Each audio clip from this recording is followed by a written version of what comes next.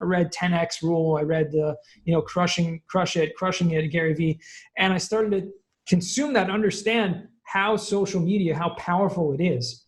And then I started seeing really a lot of creators on LinkedIn coming out.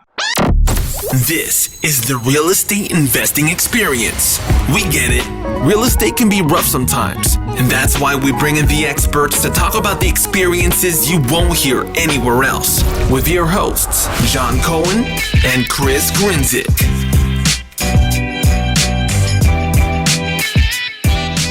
What's going on, guys? Welcome back to another episode of the Real Estate Investing Experience. I'm your host, Chris Grinzik. With me, as always, John Cohen. How are you doing? I'm good. Busy day, but a lot of things going on, a lot of moving pieces, but no complaints. I'm, living life, right? Beautiful weather out. Hopefully this week starts getting closer to summer, but I'm good. I'm doing good. Yeah, I was disappointed. This weekend was kind of crappy. It's actually kind of nice out today. I was going to get up early and go do something, but I slept in, so I'll probably go do something later. But no, it's good to see the nice weather lasting. It is very unsettling how late it's staying light. I'm still not used to that yet. It's like 8 o'clock and it's still light out, and I'm like, holy shit, it's 8 o'clock. But it's a good start. Hopefully I'll get used to it soon. We're getting close to June when we hit the peak. So I'm excited. Summer's right around the corner. Things are starting to open up. Hopefully there's no setback. Hopefully we kind of ride this wave and it's, slowly but surely open up and get back to some form of normalcy and can, rescue a part of the summer, at least, if not all of it. I'm hoping the same. Awesome. We got a really good guest on today. He's going to help educate me, and I'm sure a lot of you who are listening, about his niche in the cost segregation and also some different online marketing through LinkedIn and other platforms where he is very active and does a phenomenal job of connecting with people, adding value, and promoting himself and his business. So I'm super excited to talk to him because I don't know cost segregation extremely well, so I'm sure I'll learn some things. And if you guys follow me at all on social media, you know it's something I'm really big into and I enjoy. So I'm sure I'm going to learn a ton this episode. Super excited to ask questions, super excited to dive in. So with that being said, Yonah, thank you so much for joining us today. Appreciate it. Chris, John, it's a pleasure to be joining you guys. Yes, absolutely. Can you tell us a little bit about who you are, where you're from, your background, and what you do, please? Yonah Weiss, if you don't know who I am already, it means you're probably living under a rock. Definitely not on LinkedIn, that's for sure. But I'm, a father to 6 beautiful children, currently living in Jerusalem, Israel. So I'm working remotely, work for the biggest national cost segregation company in the States, work in all 50 states, Madison SEPCS. I really spent the majority of my adult life, and you can see probably gray hairs over here in my beard if you're watching this. I have a few years under my belt, 40 years old right now. So first 15 years or so after college, I actually spent teaching. And it was really a passion of mine. I love to teach, and it kind of led me into my current role with what I'm doing, because even though I'm working for Madison SEPCS as a business development director, which means I'm basically spending most of my time educating people about this, incredible tool of cost segregation. But I kind of got my start in real estate back about 5 years ago when I just decided, hey, I need a little more income. I need to do something else with my time, a little more than just teaching. And just kind of played around, wanted to learn a lot. So listening to a podcast, there weren't so many back then, but I really just got my hand, boots on the ground, just started doing a few fix and flips. I started just learning whatever I could, made mistakes, got into commercial mortgages for a little bit just to kind of learn the commercial side of things, and stumbled upon LinkedIn a couple years ago, and that's kind of where the business kind of blew up from there. So cost segregation is now like a household word, whereas probably a few years ago, nobody knew what it was except for maybe a few accountants and stuff. Yeah, I think it shows the power of social media, right? Of how you can take such I don't know how much of a small niche it is, but it's definitely a niche of something that a lot of people would never know about, and how, the power of owning that niche and owning that space and continuing to communicate effectively about it, whether it's through content or podcasts or speaking, so many different mediums, blogging, how you can really expand that knowledge, distribute it to other people, educate people, and also bring a service to a lot of people who probably didn't even really understand or know that it was an option that could highly benefit them. So watching you, and I haven't been on LinkedIn as long as you, I've been on it, but I haven't really been using it, except maybe the last 6 months, but maybe 12 months. It's been very interesting for me to watch you, because whenever I look at new platforms and new spaces, I consume a lot. I don't really touch it. I watch and I just look and see what other people are doing. And you do a phenomenal job of not only creating content, but also pulling people into the stuff you're doing and effectively engaging them. And I think that's something that a lot of people enjoy. And I highly respect, because it's something I don't do well enough and something I'm trying to figure out. And I'll ask you more questions about it later, but I want to spend at least the first part on the business side of things. Let's just start super basic. For anybody that isn't on LinkedIn, is living under a rock, and doesn't know what it is, because that's all you talk about, what is cost segregation?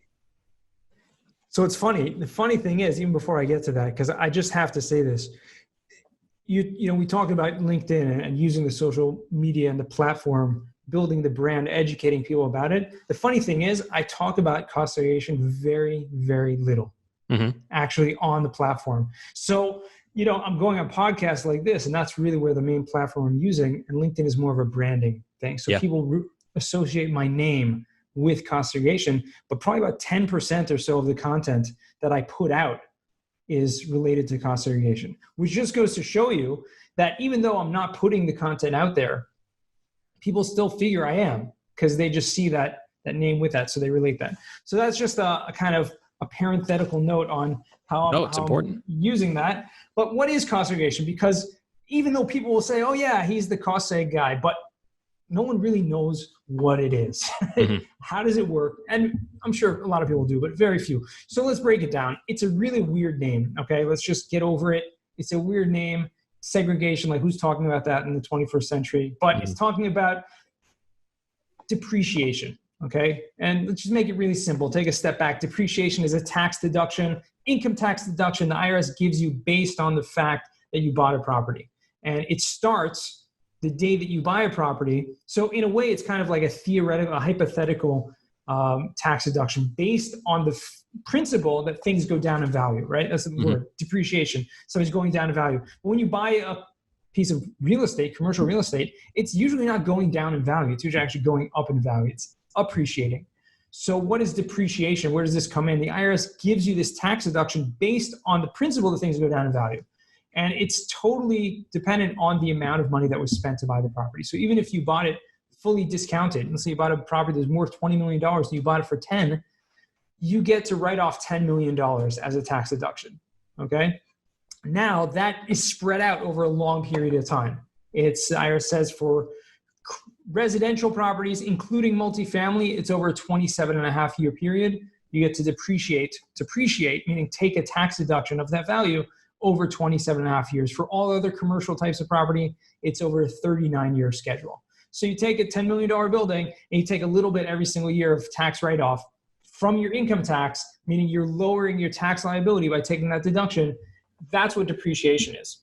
Okay, cost segregation is just an advanced form of that. It's saying you have stuff in your building, in your property, that actually, according to the tax code, depreciates or has a faster useful life. So it depreciates on a faster rate, either at a 5-year, 7-year, 15-year rate. There's a bunch of different categories, but those are the main ones. So instead of lumping everything together and taking, a $10 million write-off every year for 27 years, $300,000 a year, I get to front load a portion of that and really take those assets that depreciate at a faster rate at over a 5-year period or et cetera. So that's It's like component depreciation is another name for it. So it's depreciating the property according to its different components. Awesome. I think you broke that down very well. I'm sure you've had, tons and tons of conversations to refine that as well. Can we also explain what are some of the things that you're talking about, and how significantly does it actually affect the depreciation? So let's just say, let's stick with the high level numbers you were throwing out there. $10 million building, 300 a year. If the math isn't perfect, everybody get over it. Exactly. How much does it actually change? And what are the components that actually allow you to do that? Right. So part of the process of cost segregation is having an engineer come to the building, identify what those assets are that depreciate at a faster life. So I mentioned a couple of categories, 5-year, 15-year, just break that down and get into how that works. 5-year includes anything that's considered personal property. So anything that's not part of the structure of the building. And that can include furniture, fixtures, appliances, equipment of any kind, carpeting, wall coverings, window treatments, special purpose lighting. So you have lighting, you have LED lighting, that kind of stuff. And a lot of other stuff. Okay, cabinets, countertops, all that kind of stuff. Anything that's not part of the structure, all that value, an engineer comes and identifies how much of that. You have 20,000 square feet of carpeting. Okay, so now what's the value of that carpeting? Now I can take that value, allocate the entire purchase price, right, to a certain percentage. A certain value is in the carpeting, a certain value is in the furniture. Now I can take that value, write that off as a tax write-off over a 5-year period. 15-year category is the second main category. That's land improvements, which is a lot of times overlooked. Firstly, land itself does not depreciate. So when you buy a building, a certain amount is always allocated to land, which means you're left over with the building and everything that's in it, but land doesn't depreciate. Subtract that from your purchase price, and that's the amount you're depreciating. But land improvements, like what is that? That's like landscaping, pavement, fencing, anything outside of the building. All of that actually has value to it, and a lot of times a tremendous amount of value. And that value can be taken as a tax write-off over a 15-year period of depreciation. So how does this translate? Okay, let's say you have a multifamily property. I know you guys are in multifamily, so we'll just use that as an example. It's pretty common, and I don't know, what you guys have seen, but it's pretty common for a multifamily building. Garden style obviously is different than a city type property, but garden style multifamily, maybe single story, double story, something like that. You'll have somewhere between 15 to 25% of the basis, the amount of the property value, into that first 5-year category. Okay, then another 5 to 10%, maybe more, into the 15-year category. It can change. It varies property to property because each property is unique, has different square footage, has different, of course, assets in them, et cetera. But just generalizing. So let's take an average. Let's take 20%, okay, of your 5-year property. Let's take your $10 million building. Let's just put it into numbers. How does it affect you? How does it affect your ROI? How does it affect your investors? Simple math, $10 million building, okay, subtract a little bit for land, you're left over with a basis, let's say $8.5 million basis, divide it by 27.5, 300,000. Okay, simple math, 300,000 a year is what your tax deduction is going to be every single year, regular straight line depreciation. Now on a $10 million building, what's your NOI? How much money are you making? What's the income on a property like that? Average. Let's see. $1 million. After you guys have, $1 million would be a 10 cap. 500 would be a 5 cap. So somewhere in there. Well, no, that's NOI. The gross that's gross. So to take like Parker Blending, perfect example, right? The NOI was like $650,000. Yeah. Yeah. That's what I was saying. Okay. Between 500 and $1 million, a 5 cap and a 10 cap. Yeah. Okay, so yeah, great. So 650 is a perfect example. So your regular straight line depreciation deduction would have been about 300, just rounding up, which means you made, after all expenses, after everything, you made $650,000 in your pocket. And right off the top, you take 300 off for depreciation, which means you're only left over being taxed on the remaining 350,000. Okay, that's regular depreciation. Comes in cost segregation and says, hey, let's take 20% of that. Okay, put it in the first 5 years, as front-loaded depreciation deductions. Let's say, so that's about 1.7 million on the $10 million property, right?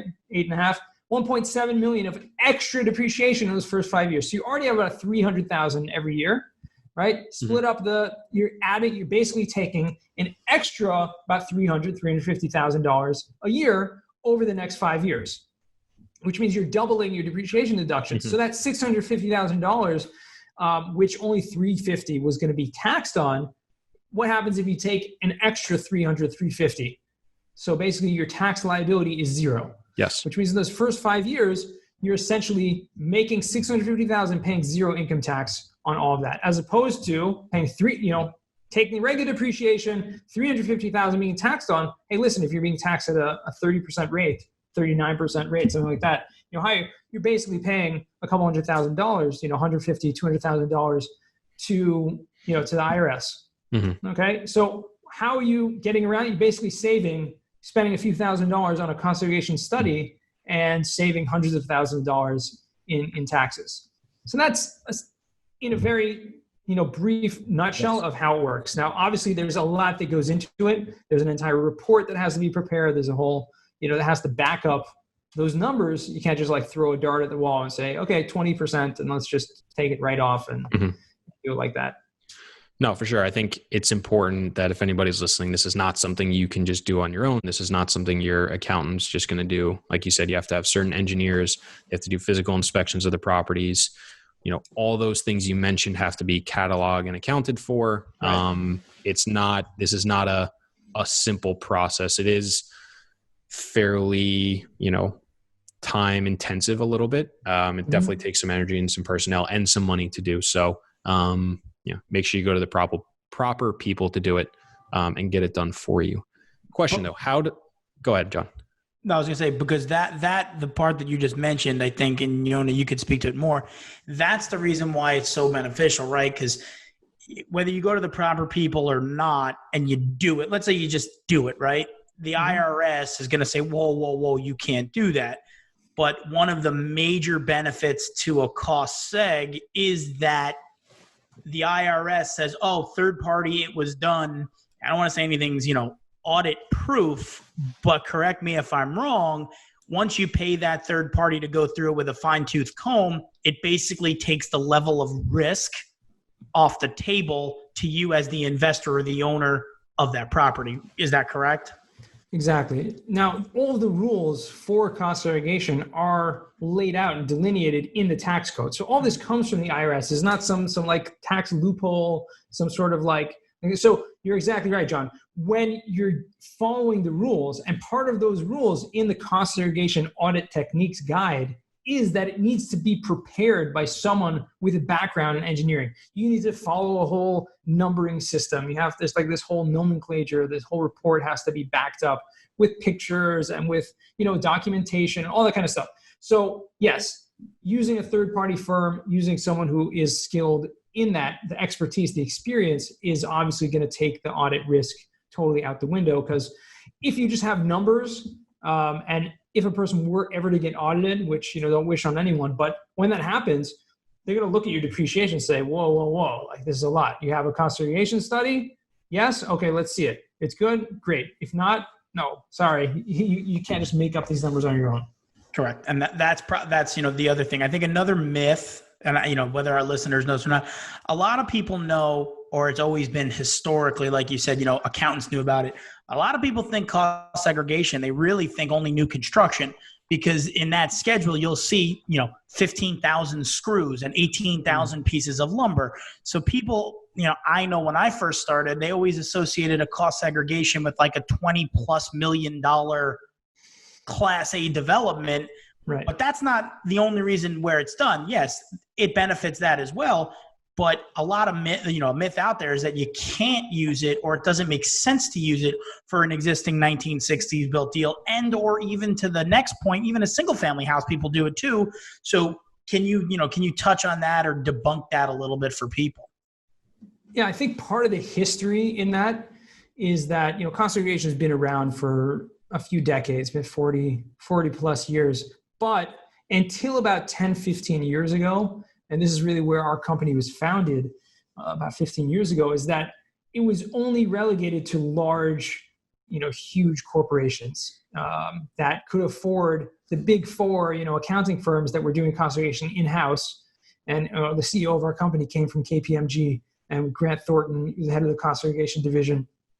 And these big accounting firms had a corner on the market, and they were charging an arm and a leg. We're talking $50,000 or more to complete a cost. So it only made sense on large commercial buildings. You're talking $10, $20 million purchases or developments. That being said, there was a big shift in the market when a lot of these companies like ours started popping up and were offering the same services, all in-house.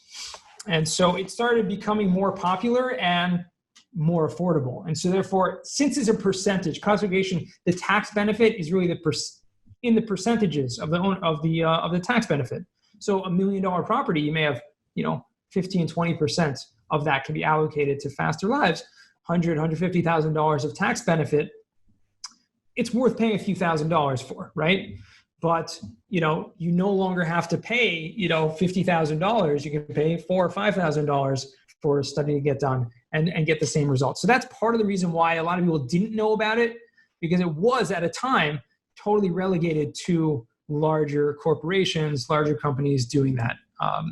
And at a certain point in time, and I think a lot had to do with the Tax Cuts and Jobs Act a few years ago, where 100% bonus depreciation was introduced, which is a law that allows you basically to take all that depreciation in year number one as a tax write-off. That came into being, and it just it blew up. I mean, obviously, I'd like to think the fact that I'm, on LinkedIn and on podcasts, and that's the reason why everyone knows about it now. But, obviously, there was tons of literature. Every accounting firm, I was talking about it and talking about all the benefits of cost segregation now that bonus depreciation is here. And so it became much more mainstream. So you're saying, just so I understand and so everybody understands, where traditionally that first, that 1.7 million would be spread out over the first 5 years. Now the 1.7, you can take it in the first year. That's right. Yeah. Crazy. Quick question for you. It was interesting to hear you say that these companies started popping up about 15 years ago, which kind of correlates to the rise of the internet. Do you think that was one of the driving reasons behind why these companies were able to go out on their own and offer these services for a discount to what the big four were offering, or just coincidence?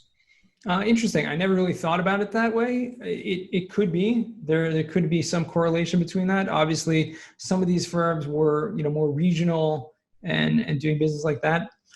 I really don't know if there's a correlation there. I mean, when everyone started a website, it was just like a brochure online, right? Like that's what, in fact, a lot of websites may still look like that. Yeah. But it definitely could be a correlation. Great. I asked the question you have to go think about now, and I expect an answer on LinkedIn in a few weeks. Awesome. Another question I want to ask: how does a mortgage and debt service play into the cost segregation? Because obviously we were talking about NOI. If you take on debt, if you take on a mortgage, does that affect it in any way? There are some very high level, very if we want to go into really in-depth details of how a mortgage might affect it. But simply speaking, just before we get into the in-depth, it does not affect, meaning it will not affect it on two levels. The first level is that on the acquisition, we mentioned your depreciation, the amount you get to write off, and then go ahead and allocate that with cost segregation. The amount is based on the purchase price, not how much money was taken out of pocket. So it doesn't matter if it was, an 80% financing. It doesn't matter if it was 100% finance. You got an owner financing or whatever, and you didn't pay anything out of pocket. Nevertheless, you as the owner start depreciation over from day one on the day that you buy the property and when it's placed in service, which is another amazing thing about this is that, like I mentioned at the very beginning, it's kind of like a hypothetical deduction. It's just based on the fact that things are going down in value when in fact you may have a building, like you said, built in the 1960s. 27 and a half years has already passed. So from a fundamentals standpoint, there's no value left in that building. However, that's not how depreciation works from a tax perspective. You start over day one when you purchase that property. And if you go ahead and sell it, someone else 5 years down the road, they now start over their depreciation based on the amount of money that they spent from day one. They start their 27 and a half years over from scratch. New. So, which is a little bit different actually when it comes to like an appraisal, or a bank may look at the useful life of a roof or useful life of different properties, and they'll actually give the real useful life and, give an appraisal based on the real useful life of that. Whereas from a deduction tax perspective, it's, like I said, like almost theoretical. Now that's one thing. The second thing that mortgages will come into play is on a refinance does not affect the tax basis. So again, your depreciation basis, the amount you can write off, starts when you buy the property and stays that way. Okay, it does not change even if it's appraised for 10 times the price, even if it's appraised and you get a refinance later down the road. The only time where you will have a change in the basis, meaning you will have more money, is when you actually put more money into the property. So if you go ahead and do a major renovation and you're adding, or you add some more units, I don't know, you do a development, something like that, and you're adding money into the property, that money spent is depreciated and now is added to the basis, to the amount that you can write off. Now, go ahead. what I was going to say is if two things. One, from a standpoint of debt, right? If you have an NOI, when you take out your debt, for easy math, let's use that 650 example where you would pay no taxes, income tax, with a regular cost seg. If you had $300,000 in debt, subtracted from 650, you're left with $350,000 with now that same $600,000 write-off. So you're actually showing a loss on your income with potential positive cash flow. So that's the added benefit to a cost segregation. Forget the, $4 or $5 grand for it. But the added benefit is now you're showing a passive loss as an investor in real estate, which now can be applied to other passive gains in that tax year. Is that correct? Yes. Well, yes and no, because we're talking taxes, so it depends. You're totally correct in the fact that if you have more deductions than you have income, then yes, you'll create a loss, which will obviously create positive cash flow. However, whether that can be used, whether those deductions can be used to offset other income or other gains, depends on whether or not you're called a real estate professional. So this is one part of the tax code, which is probably one of the best rules in the entire tax code for those who can use it, right? You guys are smiling and nodding because you use it, right? But for those people listening that may not understand or know what this is, a real estate professional is actually a tax term. Okay, this is from the tax code, which means if you have this status, which essentially means that you're spending more than 50% of your time, either you or your spouse, okay? One of you has to be spending the majority of their time in a real estate trade or business. So if you're doing that, you're brokering and you own real estate, you're doing development, you're construction, managing, asset management, all that stuff where you're actually involved, acquiring, even acquisition, all that kind of stuff. You can not only use these deductions for depreciation to offset income from the property, because that's normal. Everyone can do that, right? Depreciation, income from the property offsets the income, right? That's standard, what everyone can do. But real estate professional can now use any extra losses, any extra deductions from that and use to offset any other gains or any other ordinary income. The big thing to understand there, one, double check with your accountant, right? Because if you say that we said so on the podcast, it ain't going to hold up any water for you. But two, the delineation is whether it's active income or passive income. As a real estate professional, you can write off your income because it's considered active. But if you're just you have a full-time job and you do a cost seg or whatever it may be, that stuff carries forward. So it's not like you use it or lose it. It accrues for the future. So you can take advantage of it as an active person, but as a passive person, you do get the benefits of it as well. It just kicks, you kick the can down the road for that. So one other question, and I think maybe this will be good to move on after. Who, if any, is the person to not use a cost segregation? So a lot of people actually may not benefit from the cost segregation, especially if you're not a real estate professional. Let's say you're just a regular Joe. You happen to, regular W-2 job, but you want to also invest in real estate on the side. You may already have enough deductions, depending on the size of the property, depending on a lot of factors. But someone may, you may have enough deductions from the depreciation to offset the income of the property, normally. Again, this is depending on a lot of factors. And you may not be able to use those extra deductions right now. So it may just be like creating deductions for no purpose. The second type of person is if you're not taxable, okay? I would say the obvious that this does not apply to your personal residence, okay? Only applies to investment property or business property, which is something a lot of people don't think about either. If you're a business owner and you own the building that you reside, that you operate out of, you don't necessarily consider yourself a real estate investor. You're a business owner that happens to own the property. Nevertheless, that property has depreciation, and you can take cost segregation on that also to offset business income if the business owns the entity that owns the property. So again, no personal residence, but someone that's not taxable. So you may not have any, if you buy a property and let's say it's land, you're not making any money on it. You're not going to do a cost segregation. Number two, if you buy a property and it's vacant, you're not going to do it. You're not going to make any money. You're not going to, or if you buy a property or you invest in a property with a retirement account, and this is something a lot of people don't think about, certain retirement accounts are not taxable. So those non-taxable retirement accounts, the income is not taxable, therefore there's no depreciation. Remember, there is depreciation on the property, but you can't benefit from that. So it would be basically worthless to do a cost segregation in that regard. Is there a scenario where if you got in and out of a property too quickly and you took too much depreciation too quickly, that you could end up in like a negative equity scenario, or does that just not balance out in reality? I'm just trying to think of it, and it seems like it might work, but I can't quite fit it together in my head. One of the main values of the cost segregation is the time value of money, right? Is taking those deductions earlier on instead of just taking a little bit now when I'm going to take them all. So in your case where you have a short-term hold, and short-term is relative, okay? Of course. It may mean something different. I was speaking to someone a couple of weeks ago. They're saying short-term hold is like five years, right? Because you get it buying a commercial mortgage and a 7-year note.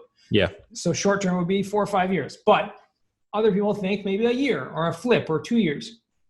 So it will depend on the scenario where your benefit, and obviously each situation is unique, but there may be situations where taking all those deductions in 1 year and then selling the next year, you are going to have depreciation recapture tax, which means you're going to have to pay a tax on the amount of depreciation taken.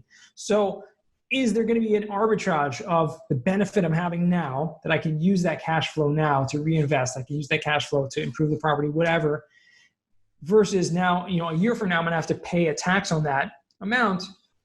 What's the difference in that? Obviously there's a calculation there, which you can do, but there may be a situation where, it might not work out for your favor. Gotcha. Okay. I think that's interesting. I definitely want to, pivot to the LinkedIn side of things. So can you talk me a little bit through about like how you kind of quote unquote discovered it, how you started, and, what it was like for you? Because, LinkedIn today is very different than, 6 months ago, 2 years ago, 3 years ago. Sure. What was that like for you, and how's it been? Yeah, I kind of rediscovered LinkedIn, I should say, because I created an account probably like 10, 12 years ago. And, never, maybe looked at it once a year or a couple times a year, because it was a place for you to post your resume or to get a job, or recruiters to look for people. And it was like a professional networking site. You only really were connected with those people that you knew. Mm-hmm. And that was really what it was for. A couple of years ago, about 2.5 years ago or so, I just opened it up, and it was interesting. The reason why I opened it up is I found, when you search someone on Google, okay, if you search someone's name, you'll be surprised. The SEO in LinkedIn, and this might have to do with the fact that, a few years ago, Microsoft bought LinkedIn, mm-hmm. and that could be why things started to change. But about 3 years ago, the whole platform turned over. It stopped being just like a place to post your resume and really started to be a social networking platform where you could really connect with a lot of people and people outside of your network and create original content. And that's what I saw. Like I opened up LinkedIn and instead of seeing like news articles, that's all you used to see, I started to see like people making videos and like, who's that guy? Like that looks really interesting. And I started paying attention. And like you said at the beginning, like I was just consuming for a while and just like watching what other people were doing and saying, wow, this is amazing. I found people like Gary Vaynerchuk, right? Gary V, Grant Cardone, like these people. And I've never heard of these people before in my life and was like, wow, these people have a lot to say about how to market, what social media is about, how to use it to leverage your business. I started, I read 10X Rule. I read the, Crushing It, Gary V. And I started to consume that, understand how social media, how powerful it is.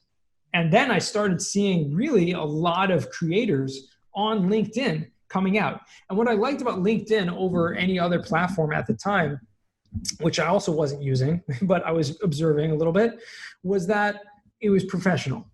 And it had that kind of professional ambiance to it, if you will, that you felt like other people were respectful of each other. They were, there wasn't a lot of politics talking on there. There wasn't a lot of like crazy, profanity and stuff like that. Some people offended by that. It wasn't like Facebook. It wasn't like Instagram, a lot of just pictures and, obscene things.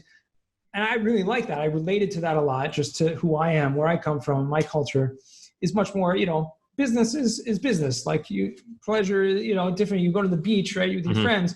You don't want your necessarily, you're not going to invite your boss and your coworkers to go and do that, right? And the analogy I use is like going to a bar with your friends, right? Versus, maybe nowadays that analogy doesn't work anymore, but when you still could. When you still could, there was something called a bar. You could drink, and with your friends, and versus going to a professional networking event. Yes. And so that's how I see like the difference between Facebook and LinkedIn. And so I related much more to that as I want to get business from this. I want to relate to people. I want to connect with people. So I started creating content because I saw other people doing it. I'm like, hey, I can do that. And I literally just pushed it and started just doing it every single day. And I figured if I'm going to do this right, I'm just going to try it out. I had no idea what would come of it. I really had no idea. It was kind of just like putting myself out of my comfort zone and seeing what would happen. And I wouldn't say immediately, but within the first few weeks, month or two, like started connecting with real people noticing me. And that's what I see LinkedIn as a place, not just to like put out content and like social media, like blasting content, but a place to really meet new people who you want to do business with, and potential clients, potential investors, potential business partners, potential, all kinds of things like you would at any other networking event. You're meeting professional people because you think you can mutually benefit each other. And I just saw incredible results.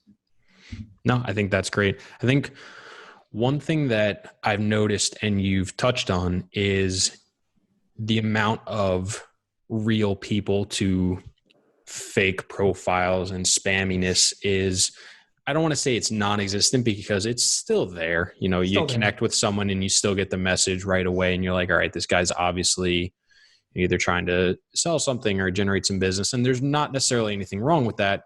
Whereas if you try to do it on Facebook or Instagram, or I haven't been on Twitter so much, but things like that, or even YouTube now, there's so many bots, spam accounts, auto commenting that happens. And it, some of those are very sophisticated and it's very tough to understand if the person you're actually connecting with is a real person on the other side. So I agree with you tremendously. It's been, somewhat of a breath of fresh air to be on there and understand like, hey, I know this person's got a somewhat realistic background. If not, this is what they do.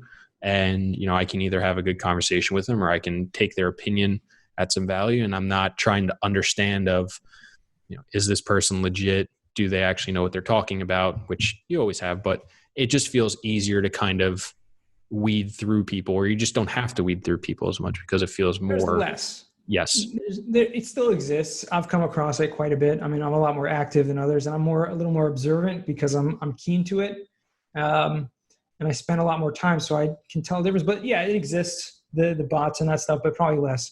But I touched on a few minutes when I started talking about this, and I realized I didn't finish the sentence. But how I found LinkedIn was through Google. I started searching people. You search someone's name or a company's name. LinkedIn is one of the top things that will come up. If you have a very common name, maybe like John Cohen might be a little less. But if I search your name, Chris, yeah, I guarantee you, put it into Google, at the top, definitely the top 5, if not the top 1, is going to be your LinkedIn profile. You do it right now. Which means, yeah, go check it out right now. Which that showed me, like that turned off a switch. It was like, wow, number 1, there's something here. Number 1. See, that is right? Live action, no bullshit. Now, let's, maybe Yonah, you should do it too and see if it's number 1 because, cookies and whatnot. And, I Google myself all the time. Mine definitely will be number 1 because my name is. Yeah, you're irrelevant in the Google search comment. There's 40 million John Cohens in this world, so. Probably not as many, but. No, but. Yeah, Christopher Grenzig. There's number 1. Yeah, unless I'm a musician the only one. From 1932, that ain't me. No, but it's a powerful point, and it's very interesting. I haven't heard anybody really talk about that. It's most people are talking about LinkedIn in the inverse way of I'm going to use this to create name awareness, not in the inverse of, hey, if somebody searches my name, that's going to be the first thing that pops up. Have you looked at all? Like as you search, like whether it's cost segregation or any other things that you would, phrases that you relate, have you tried that Google search and see if your LinkedIn profile ranks highly with that or not so much? Not as much when you start getting broader, obviously, but the power of the SEO in LinkedIn organically is that if your profile, and you're saying it's inverse, but it really works both ways because the more your profile is like a real professional profile. And I'm a very big advocate that people should get a professional headshot and get a profile that actually relates to their brand and have it complete. So that if someone actually searches your name in Google and then clicks that, because it's the first one on the top, that's, a natural thing people to do, they'll go and they'll be able to learn immediately more about you. Mm-hmm. But you can include a lot of keywords in your profile, in the about section, in the descriptions of your company, et cetera, which will add to that, the SEO and the searchable power of that, especially when it's, more niche. Obviously, when you get much more broad, you just search real estate or whatever, right? It's going to be much harder to rank. Absolutely. And I think it's important too, and it's something you touched on, and it was interesting because I was having a conversation with somebody about this. Even offline, we all have different faces or aspects of ourselves that we present to different people. The way I talk with my mom is very different than my dad, very different than my sister, than my best friends, than you and John, and everybody gets a slightly different version of me. That's just natural. And I think what people are starting to do a better job of, and it's something I know I personally need to continue to do better of, is you need to present a slightly different version of yourself that is tailored towards these different platforms. If you take one end of the spectrum of LinkedIn and you take the other spectrum of TikTok, let's say, the same thing is not going to play equally as well on both platforms. Maybe they both do okay, and maybe you have enough of a presence that you do well, but they're two very different types of platforms, and people are going them for two very different things. Mm-hmm. So you need to understand as you start to explore platforms, not only just the format and the desired length and how things are laid out. It's your tone, it's how you address people, how you engage with people, how you write the descriptions and what you're doing. How you connect with people and, associate with them, reach out to different people. It's all very different from every platform. And I've learned that. And that's why I said I'd like to spend a lot of time consuming first, because a lot of these platforms have almost like unspoken rules to them, almost like, rules of engagement or, relating to people.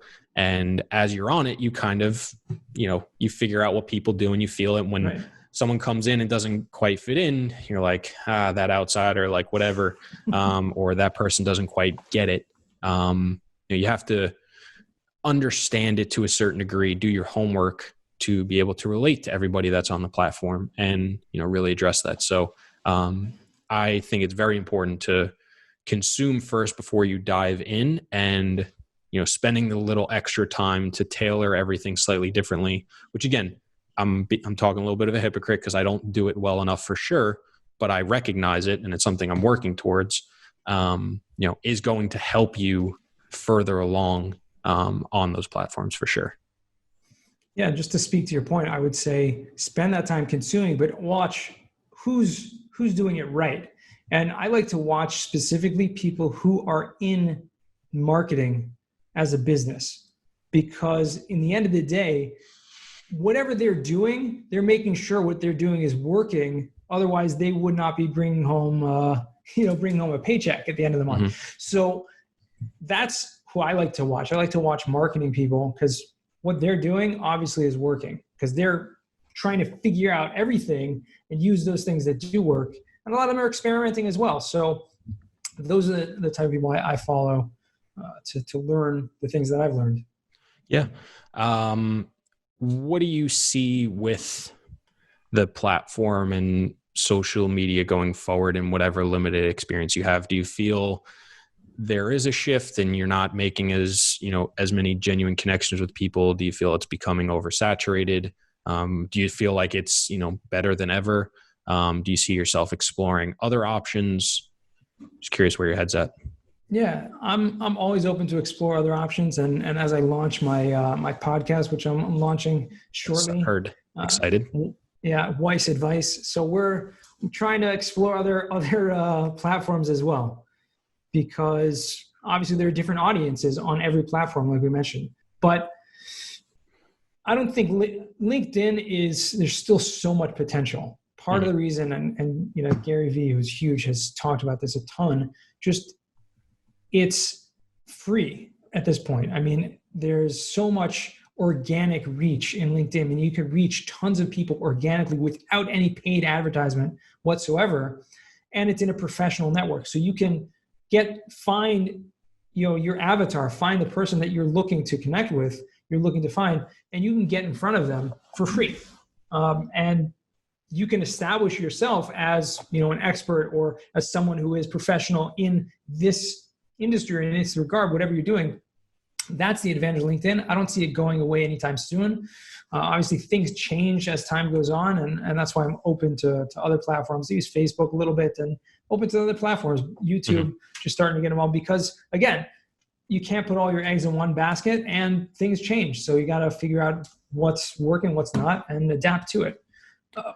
One other network that we didn't really touch on at all, which should not be underestimated or undervalued, is bigger pockets, especially with regard to real estate. Because again, if you Google anything, any question about real estate, just type in, how do I finance a mortgage, anything related to real estate, you will most definitely have Bigger Pockets forum come up, or a blog article from Bigger Pockets come up at the top of the search. Okay. And many, many articles, which means, again, to that same point, if you are active on that platform in the forums or writing blog articles, people will find you through that just by Google searching. So there's another, huge platform that I try to spend a little time on every day also.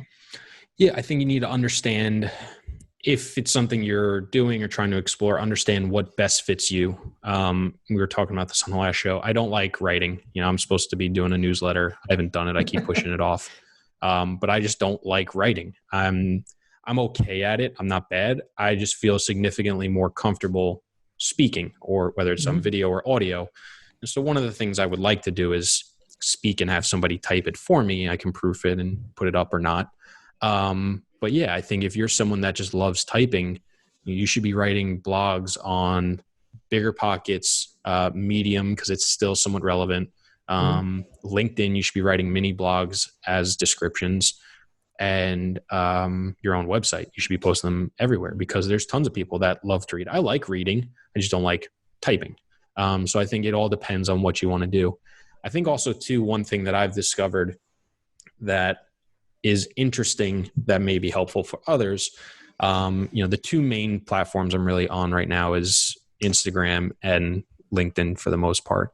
And one of the things I really like about LinkedIn versus some of the others is when I tag somebody in something, or when somebody else likes something, anybody, I may be friends with John and I'm not friends with you, Yonah, or connected, can't even get the terms right.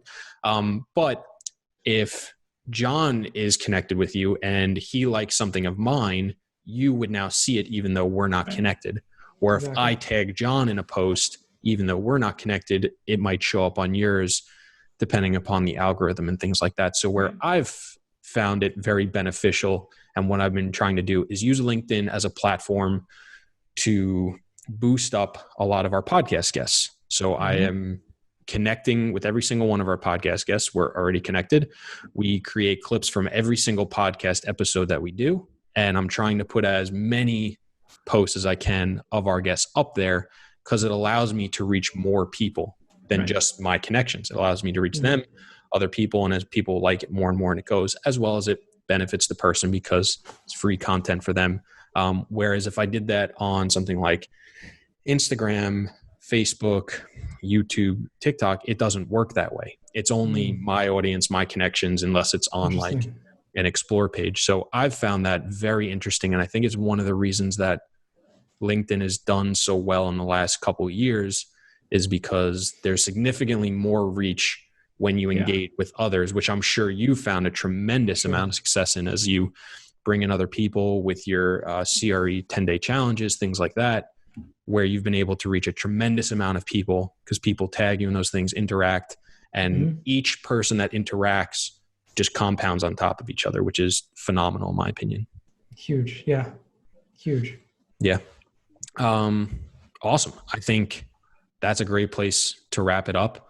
Yonah, thank you so much for coming on. I think you gave a tremendous amount of information on cost segregation and explaining it to people. I definitely learned a couple little things. And I think, just the insight you gave into LinkedIn and providing value for people was also great.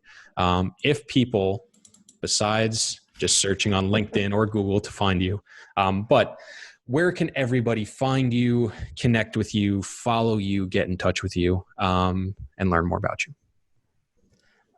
I mean, literally, I would just say LinkedIn because that's really the best place. But, you can find us at Madison SEPCS. Like I said, we're the biggest national company doing this. We provide free estimates for any property. So if someone wants to thinking about getting it done, don't know, want to see the numbers, want to discuss with their accountant, you definitely reach out to me that way. Weiss at madisonspecs.com. And that's, those are the main places right now. We'll see. You can check out Weiss Advice podcast. Anywhere you're listening to podcasts, should be launching next week. So hopefully by the time this is up, you'll be hearing that. Beautiful. Will there be a website for the podcast? YonahWeiss.com. Okay, beautiful. Because we'll have that in the show notes as well. So guys, make sure you go check him out. If you're not connected with him on LinkedIn, he's going to run out of connections. So you better go do it quick. Definitely check out the podcast when it comes out. Guys, if you're not already subscribed to the podcast, it would mean the world to us if you would do so. If you already are, it would be also equally as awesome if you would send it to a friend, a colleague, a coworker that you think would get a tremendous amount of value out of it. And also, we have just launched a Facebook group that I think people are going to get a ton of value out of. We are in it constantly. We are connecting with all of you who listen and really trying to help each other grow and build and things like that. So you can go to Facebook and search the Real Estate Investing Experience, or you can go to facebook.com/groups/the REI Experience.